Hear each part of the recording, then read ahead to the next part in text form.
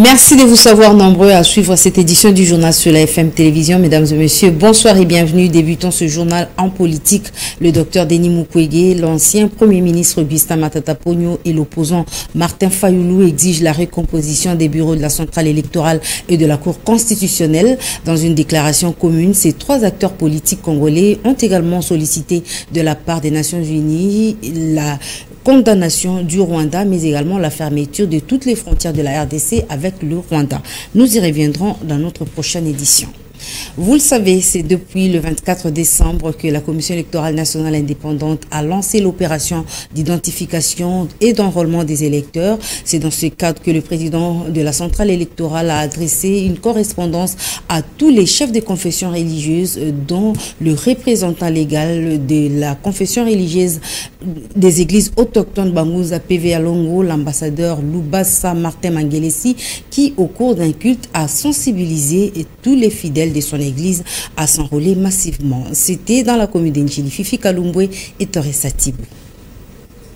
Ces messages transmis in extenso venant de la Commission électorale nationale indépendante n'a qu'un seul objectif, sensibiliser la population en général et particulièrement les fidèles de la confession religieuse des églises traditionnelles autochtones Bangunza PV à Longo à s'enrôler massivement. Que l'église est l'erreur potentielle. Il est donc nécessaire et impérieux que toute notre population en âge de voter et répondant aux autres critères d'éligibilité puisse se mobiliser pour une participation massive et effective. L'obtention de la carte d'électeur a plusieurs avantages au-delà de faire participer aux élections.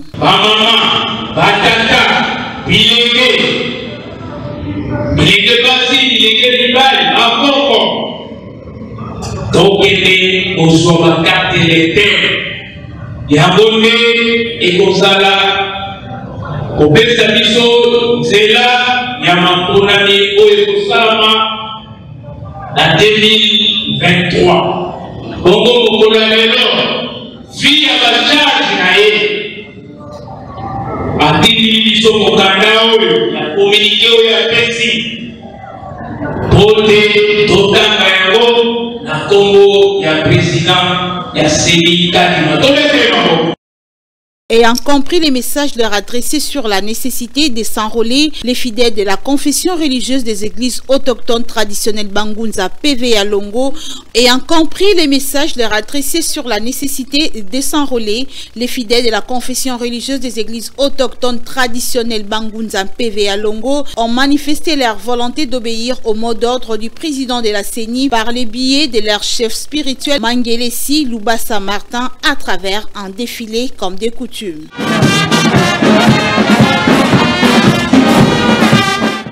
Rappelons que l'opération d'identification et des enrôlements des électeurs iront du 24 décembre au 23 janvier 2023. Et au sujet de cette opération d'enrôlement et d'identification des électeurs, une frange de la population de la province d'Ikulu, précisément dans les secteurs de Ouamba, hésite encore sur la crédibilité de cette opération. Pour prêcher, par exemple, le président de l'Assemblée provinciale d'Ikulu s'est enrôlé ce lundi.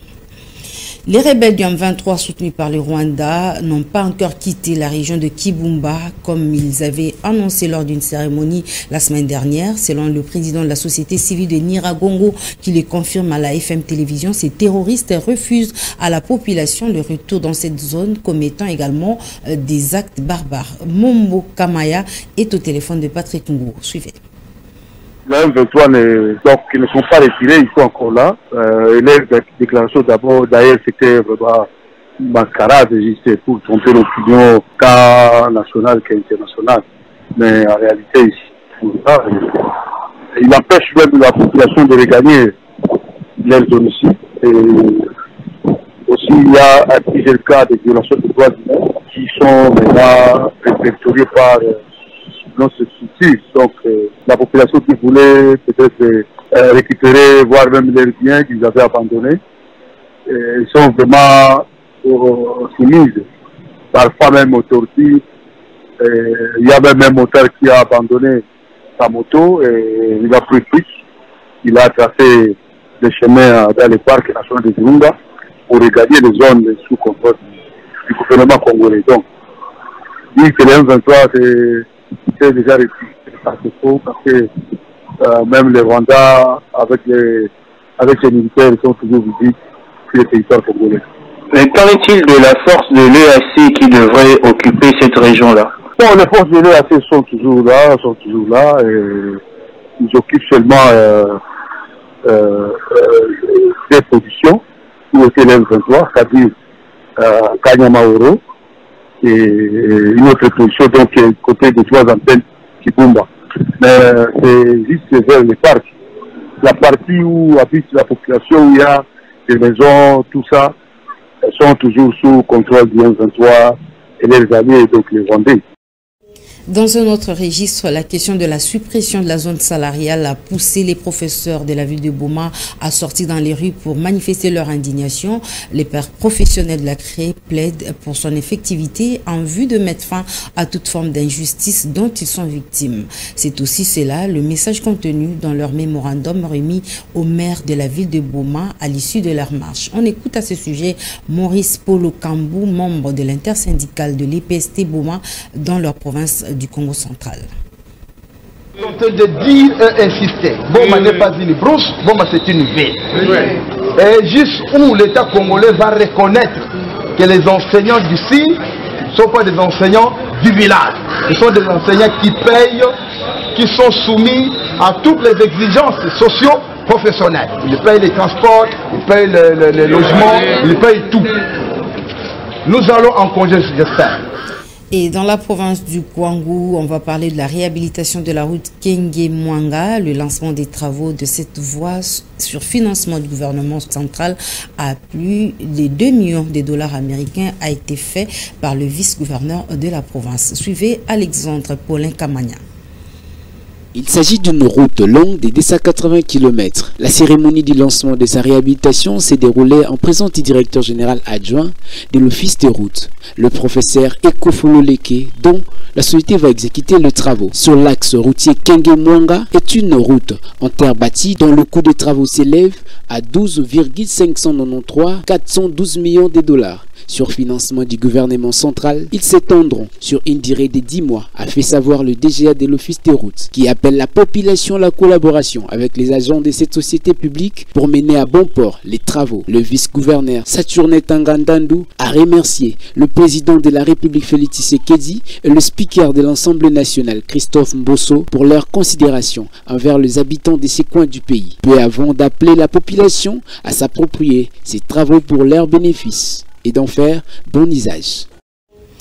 Vous le savez, nous vous avons promis des séries de reportages autour des festivités de fin d'année à Kinshasa. Une équipe de la FM Télévision s'est rendue au marché central de Kinshasa pour vous faire revivre l'ambiance qui règne dans ce lieu de négoce. Suivez Divine Siala. On s'apprête déjà à célébrer les fêtes de fin d'année qui pointent à l'horizon. Nous sommes au grand marché, mais seulement la crise financière ne lâche pas la poche de certains Congolais. Il n'y a pas d'argent et il n'y a rien, on ne vend pas. Ces moments-ci, l'engouement n'est pas pareil. L'inflation de taux est l'une des raisons qui fait en sorte que cette crise financière puisse persister dans la poche de la population. Il y a inflation des taux des dollars, tout est cher. Nous souffrons au Congo. On ne vend pas, les poulets chers, ces lunettes sont chères, nous l'achetons en dollars. Ça c'est la semaine de Noël où il y a souvent beaucoup de personnes, mais il n'y a pas de clients. On souffre, trouvez-nous une solution. Par rapport aux années antérieures, cette année c'est chaud, il n'y a pas de vente. Tout est cher, les taux aussi. Regarde, il n'y a personne depuis que nous avons étalé les habits. Quand est-ce que nous allons le vendre? Est-ce en janvier? Cette inflation nous dérange. Le maman souffre. Elle vient avec 50 $ pour 10 enfants et elle n'arrive pas à subvenir à leurs besoins.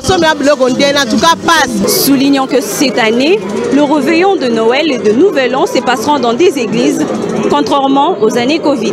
Et pendant ces préparatifs des festivités de fin d'année, la population de la commune de Kimbanseke fait face à un calvaire hors pair.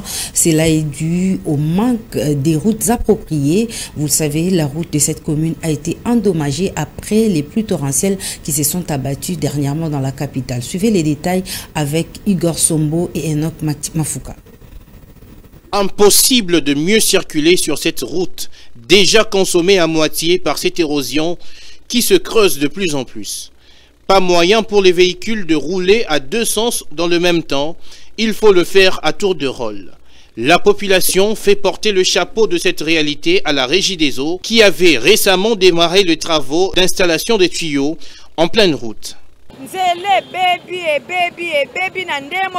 La route est détruite. Les agents de la Régie des eaux devraient revenir arranger la route après avoir travaillé. Moi-même, j'étais victime. Je suis tombé ici.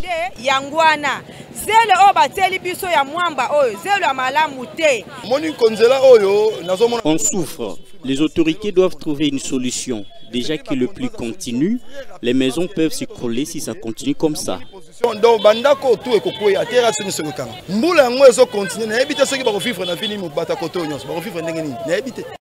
De leur côté, les chauffeurs de taxi se plaignent de la baisse de leurs recettes.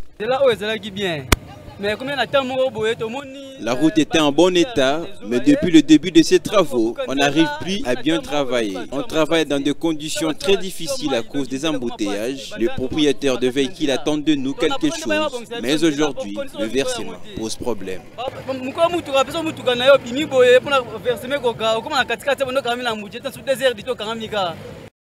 Le pire est à craindre si les solutions n'arrivent pas au bon moment. Les conséquences des pluies sont également déplorées par la population du quartier Kimbangu dans la commune de Kalamou. Après chaque pluie, les déchets plastiques sont submergés dans les caniveaux. Suivez.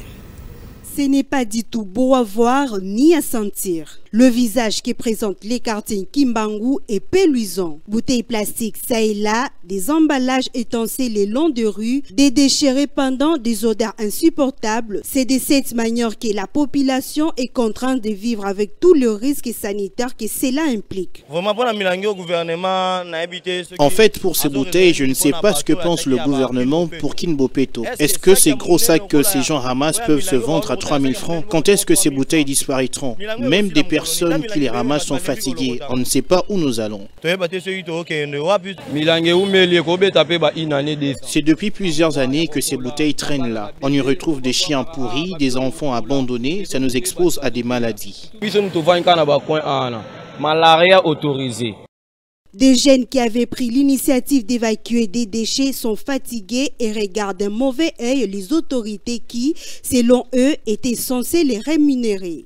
Les jeunes chargés par Kinbopeto dans le cadre de la collecte des bouteilles sont censés les vendre juste après récolte. Mais la somme exigée n'est pas abordable. S'ils vendaient un sac à 7000 francs, on n'aura plus à voir des bouteilles qui traînent.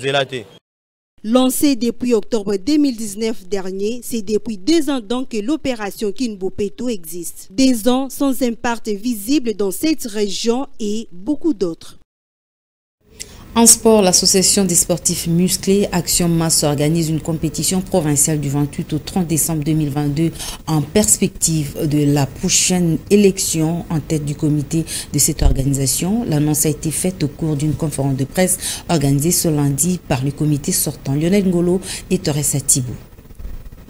Le siège national de Winners, sponsor de l'événement, a servi de décor au comité sortant de l'Action Masse pour annoncer du 28 au 30 décembre la compétition provinciale des sportifs musclés à Kinshasa. Après un long moment d'absence, l'Action Masse rassure sur la qualité du tournoi et invite tout de même les sportifs congolais à prendre part à cet événement inédit. La particularité, je crois bien que le président Soda Mobutu a pensé déjà Biano. Biso Action Masse toyaki kopesa valeur na ba sportif. Ba sportif bazalaki batu oyo batu nyonso bamanda ko considérer comme batu à choc. Mais lelo biso Action Masse bakomi ko choka biso. Sans soutien ni accompagnement du ministère des Sports, le comité de l'Action Masse compte évidemment sur son sponsor principal qui qualifie de sauveur du sport congolais. Je vous dis tout ce qu'on est en train de faire, on le fait seul. On le fait avec nos sponsors. Vous avez vu, comme vous l'avez constaté, il y a Winner qui nous accompagne. C'est lui maintenant le sauveur des sportifs congolais, je vais dire, parce qu'il accompagne souvent les sports, surtout nous, les sportifs de combat. En perceptible des sur cet événement, l'Action Masse organise ce mardi un carnaval pour la sensibilisation et la vulgarisation de la dite compétition. Ainsi prend fin cette édition du journal sur la FM Télévision. Mesdames et messieurs, excellente suite de programme sur nos antennes.